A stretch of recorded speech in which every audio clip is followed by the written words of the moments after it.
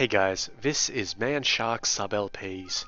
I'm Sub, this is Europa Universalis IV, and this is episode 19, I believe, of the AI playthrough of Millennia in the Making. Let's get into it. This should be the final episode for the AI play. Should be. So, Ming's done really well for itself. I've got Volga, Bulgaria and Afghanistan doing pretty well. Afghanistan should still have Canada as a vassal. They do. Good work, lads. Egypt's done well. Arabia's done well. France has done alright. I mean, it's done well, don't get me wrong. It owns a lot of land, and it's probably the winner in the ledger at this point. Let's just check that one out. Score comparison. I want total score. Yeah, almost twice as much as Canada, and they'll get even more than that. They're actually ranked first in every single category at this point, so clear winners. But it looks messy, doesn't it? I'm pretty sure Britain is still having their little wars. Yep, still warring with Portugal. Just give it up, guys. I really want these guys to rebel. 98%. They won't do it. There's no way in hell they will do it. They don't have enough time.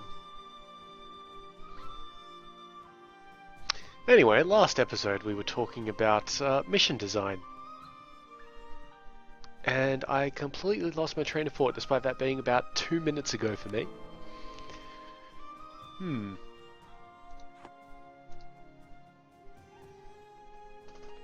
Ah, right, that's what it was. So, yes, a big part of DMing is thinking on the fly. And mission design, mission prep helps with that. It's a little odd to say that preparing beforehand helps you with thinking up shit on the fly. But it does, because then you're in a better position to say, okay, so I've already considered this particular thing. But you want it in shorthand. I write up Word documents or, open office documents of like 10 pages or something for a mission sometimes. And that's great, and not all of it is actually what happens. But what I'll do, this mainly happened with Deathwatch more than Shadowrun, because we haven't yet hit a full stride of things with Shadowrun.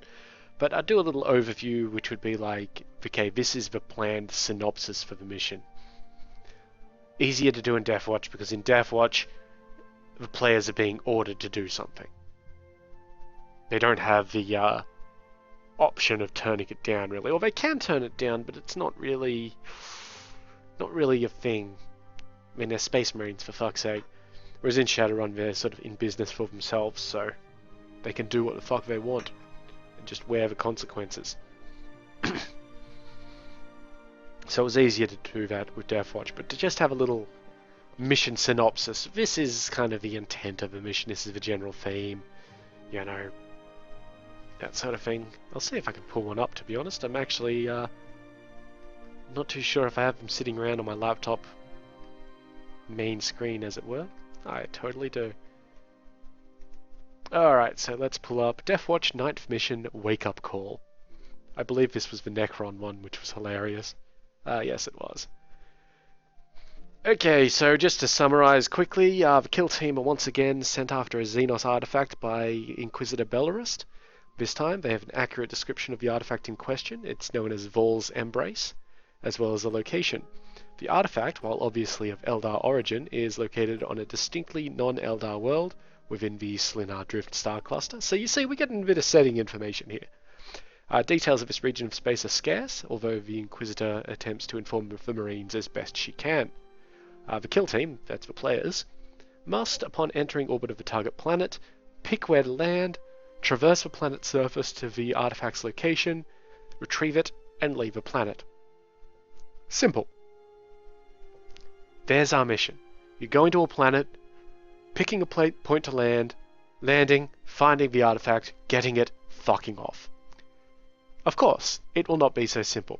The target planet, Delta 9, is a slumbering Necron tomb world undergoing the earliest stages of reawakening, prompted by recent events in its proximity. In addition to the Necron threat, Eldar Corsairs lurk nearby with their own plots and plans that have already been put into action, so on and so forth. That's the end of the summary. Nothing about what's going to happen, but it's set up what the mission is, who's sending them on the mission, what they need to do when they get there, and some complications. Right? Nice and easy. I'm actually going to go over this entire file, basically. I'm not going to read out through the whole lot of it, but then because of how Deathwatch is structured, we have objectives. So they've got a primary objective, which was to retrieve Vol's Embrace in the first place. 2 secondary objectives, one of which was to identify the Vol's Embrace that they find as a fake artifact. The second to identify the thieves of the real Vol's Embrace. So basically it's a set of robes, Eldar robes. When the players turn up, the Eldar Corsairs have already taken the real artifact and put a substitute in its place. And one of the secondary objectives is to identify the thieves as Eldar. And if they identify them as Eldar Corsairs, that would give them a little bit more of a bonus. Some tertiary objectives was to recover a significant and glorious trophy from a personal kill. That's a really standard one in Deathwatch. If you do that most of the time, you'll be fulfilling a tertiary objective. Destroy significant numbers of Tomb Guardians. Gather information on the scale of the Necron threat on the planet. And to eliminate the Death Mark Assassin. They had different levels of difficulty, which I'll get to at some point. Now, one thing I did with the Deathwatch stuff was I would always put up some background details, just for my own use. So, I've got the details about Inquisitor Bellerist, the Inquisitor from the Ordo Xenos who was sending the kill team on the mission. Just very basic stuff like who she is, what she looks like, what she's equipped with, and her general attitude. Then I've got some information on the Xenos artifact, what it looks like. It appears to be Farseer rune armor. Quite a lot about that. Just very odd structural stuff, things like that. Planet information on, well, Delta 9 235796. Just very, very simple. This is what the planet is. It's a dead planet. It's got an atmosphere of rare gases, which is difficult to draw breath on, but not impossible. Space Marine is able to draw breath, slightly harder to breathe, but no odd effects. Information about it being a tomb world, and which particular dynasty of Necrons it belongs to, etc., etc. What the Marines can see, which is basically a dead planet. The tomb complex itself, which very basic information. The command program of the tomb complex, which is just giving a logic sort of, this is what happens, or this is why the command program is doing what it is doing, and this is the order in which it will do things. Basically, the Eldar woke it up when they turned up and nicked the armor in the first place, and now the Marines have rocked up and the shit is waking up around them. Details on the Overlord, who... Well, the thing says the Necron Overlord of Delta 9 and the surrounding area will not be appearing in this mission, but here's some details about him, because what the Necron Overlord is like influences the rest of the Necrons. Some stuff about a couple of the mini-bosses, the Cryptex. Just some things about how they operate. Like the first Cryptek, the Harbinger of Eternity, he's quick and efficient about what he does. And while he's not actually able to do a lot of damage himself, he's usually got his bodyguards around who are more than capable of helping him out. Then the next one, the Harbinger of Destruction, she's just brutally efficient. Some information about the Eldar Corsairs and their captain. And then we go to, that's where background ends. Now, we're already at page 4 of 17. Don't turn it off. Doesn't go for that long. Then we've just got planned flow of mission, which is very, very nice. It's just, this is the excuse me. The kill team arrives. they get to do this happens, this happens, this happens. We assume that they move from here to do this, etc., etc. They find the tomb complex, they get in there, everything's good. Then we've got a few different encounter options. So a couple of raves, horde of scarabs, stationary annihilation barge. There's various shit, and then they find the artifact. They actually find a message with it, which is an apology from the Eldar. Just saying, you know, apologies, fight well. Also, lol, fuck you. And then we've basically got a thing where they lose all communication with their ship in orbit. And they're underground at this point, and they've got to fight to escape the tomb complex, as the Necrons just keep waking up and, well, Necrons don't die. It is very hard to kill a Necron. But yeah, we had to cut this really short because we were running late. It's kind of a disappointment that we had to cut it so short. And honestly, this was the kill team's first... this has already happened, so I don't care about discussing it. This was the kill team's first taste of fighting an enemy that was superior to them. And they did it wrong. They did it badly. They fought like these guys were mooks. Like these guys, I know racism, but like these guys were just random fucking nothing. The basic Necron warrior has a weapon which will fuck you up no matter what you are. I didn't throw a lot of them at them, but I did throw a decent amount. And yeah, it was great. And we got to a whole point where they emerge from they're supposed to emerge from the tomb complex, and there's a fight there with one of the two cryptechs. They can avoid one of them.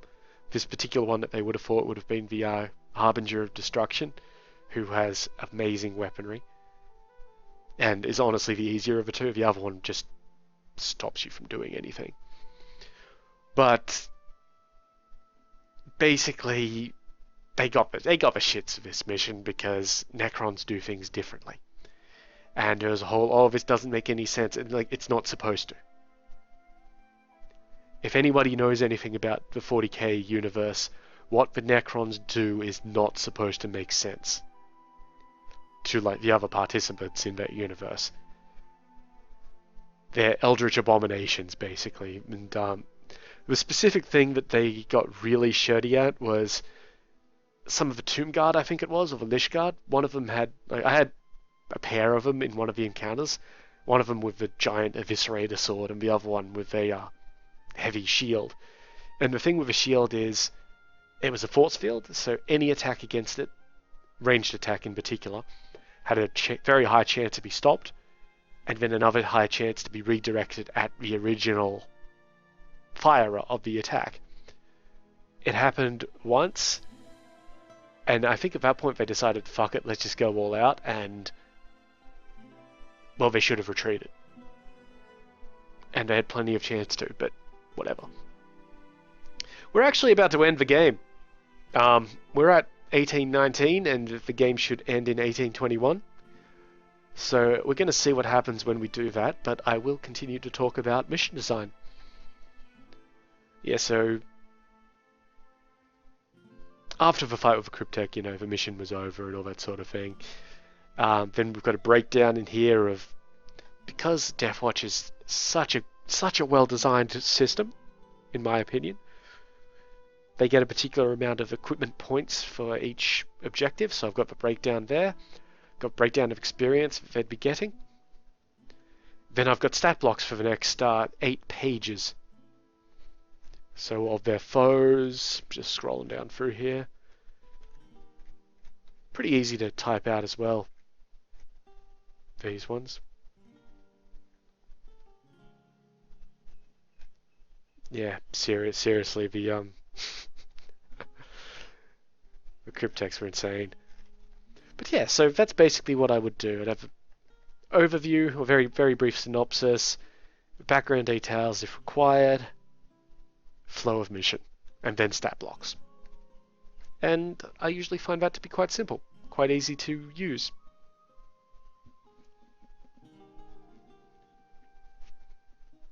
I mean, for Shadowrun, it's changed a little bit. For Shadowrun, I basically just have a giant overview and then some stat blocks, because a lot of the time there's no real... Well, if there's no structure to the mission, in terms of you're being ordered to go and do this thing, then, you know, what's the point? I'm just going to pause it here real quick, just so I can just check something. Still in the exact same war.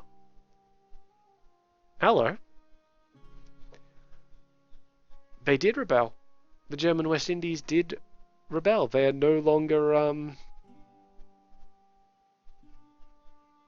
they're at war with Portugal. The German West Indian War for Independence, and they're actually winning it. It is such a shame that we're going to end the game before they actually get their independence. As the game's ending in under 6 months. So we're going to pause it in December and just have a quick wrap up of what's happened, because, well, we're well under time.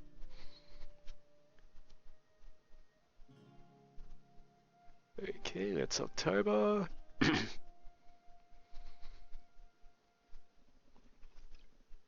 Good old November.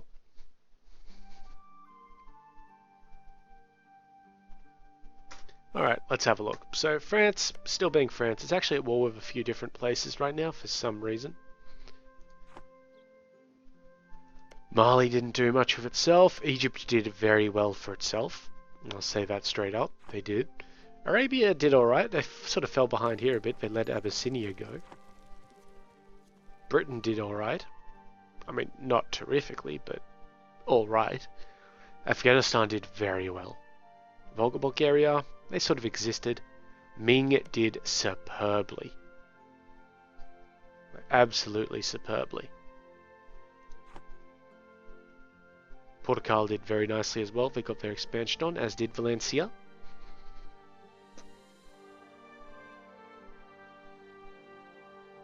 Yeah, not too much actually happened in America. I mean, I guess a few of these tribes got wiped out, but, well, nobody really noticed, did they? Alright. Let's end it. See what happens on the end. I'm expecting to come last. There we go. Alright, so these are our scores as a neutral party with no religion and no technology group. There's absolutely nothing to see here at all. We have a score of 0. We weren't in Iron Man mode. So, that has been the AI playthrough of Millennia in the Making. So the next one will be the Big Blue Blob, as we've mentioned. And it is going to be France. I picked France before I realised that we were going to be France anyway. So, yeah, I hope you'll join me for that. Well, I'll start recording it tomorrow, but it'll probably be in a few days for you guys. So, with that in mind, you know, put a comment below if you want. Give it a like, subscribe, and I'll see you next time. Later.